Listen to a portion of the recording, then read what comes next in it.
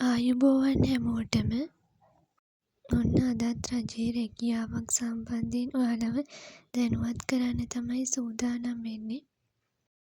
පරිසර අමාත්‍යාංශය යටතේ තියෙන රාජ්‍ය දැව සංස්ථාවේ ඔන්න පුරප්පාඩු රාශියක් ගෙනල්ලා තියෙනවා.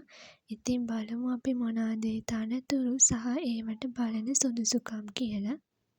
පළවෙනි තනතුර නියෝජ්‍ය සාමාන්‍ය අධිකාරී මුදල් අධ්‍යාපන හා වෘත්තීය සුදුසුකම් විශ්වවිද්‍යාල ප්‍රතිපාදන කොමිෂන් සභාව විසින් පිළිගත් මූල්‍ය හෝ ගිණුම්කරණය හෝ වාණිජ හෝ ව්‍යාපාර පරිපාලනය හෝ කළමනාකරණය පිළිබඳ උපාධියක් ලබා තිබීම සමග අදාළ ක්ෂේත්‍රයේ පශ්චාත් උපාධියක් ලබා තිබීම හෝ තනතුරට අදාළ විශේෂ ක්ෂේත්‍රයට ගැලපෙන්නා වූ පිළිගත් වරලත් වෘත්තීය ආයතනයක් ආශ්‍රිත සමාජිකත්වයක් ලබා තිබීම සහ සංස්ථාවක ව්‍යවස්ථාපිත මණ්ඩලයක හෝ ආයතනයක හෝ පිළිගත් පෞද්ගලික ආයතනයක කළමනාකරණ මට්ටමේ තනතුරක අවම වශයෙන් වසර 15ක පළපුරුද්දක් ලබා තිබීම හෝ තනතුරට අදාළ විශේෂ ක්ෂේත්‍රයට ගැලපෙන්නා වූ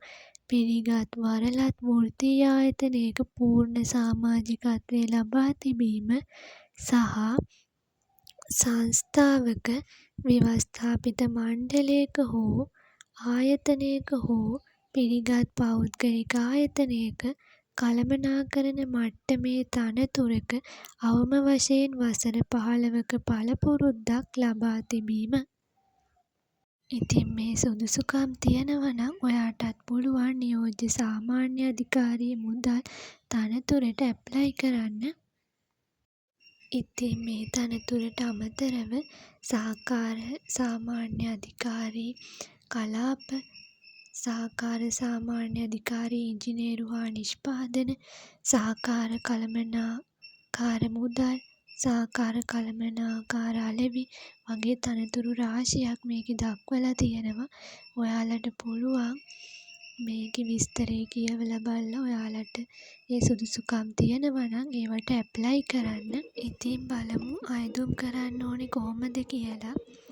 අයදුම්කරුවන් ආදර්ශ අයදුම් පත්‍රයට අනුකූලව සකස් කරන ලද අයදුම් පත සහ මූලික සුදුසුකම් සනාථ කිරීම සඳහා අදාළ සහතිකවල සහතික කර පිටපත් 2025 නොවැම්බර් 18 වන දින හෝ ඊට පෙර ලැබෙන පරිදි නියෝජ්‍ය සාමාන්‍ය අධිකාරී මානව සම්පත් හා පාලන රාජ්‍ය දැව සංස්ථාව අංක 82 රජමල්වත්ත පාර බත්තරමුල්ල කියන ලිපිනයට ලියාපදිංචි තැපෑලෙන් යවන්න ඕනේ.